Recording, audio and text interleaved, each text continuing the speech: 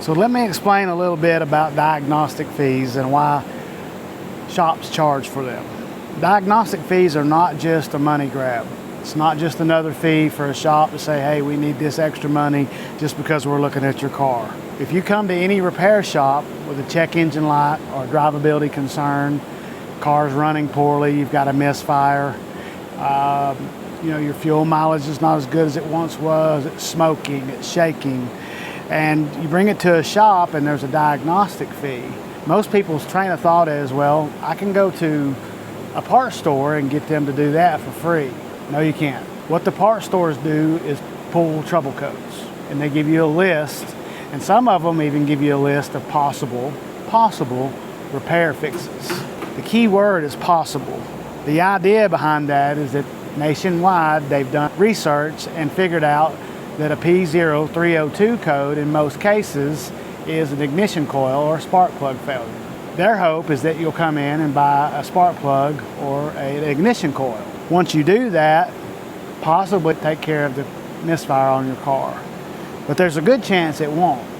And if it doesn't, then you've just spent whatever it costs to buy that coil and that spark plug and your time to put it in, and you still got the same problem. If you bring it to a professional repair facility and we perform a diagnostic on it, we'll first pull your trouble code, but then a skilled technician is going to perform the actual diagnostic work. He's going to test those individual components. That's what you're paying for, okay? So a lot of times that requires the use of this tool and several others. This tool is just going to go in and pull the trouble code, but we're also going to be able to look at data.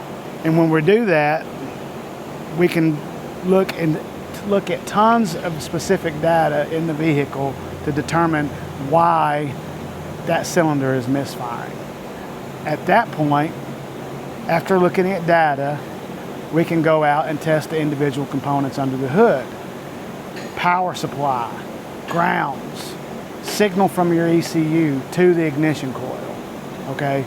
After that, we can remove the ignition coil, look at the spark plug, look at the physical condition of the spark plug, see if there's any particulate on the end of it, see if it's got gas on the end of it, see if it has oil on the end of it, the ground strap, the electrode, make sure all these things are in good condition.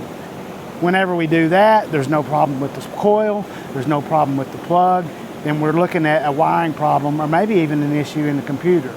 And this could escalate all the way up to the fact that there's a ground driver in the ECU that's not grounding that ignition coil and causing spark.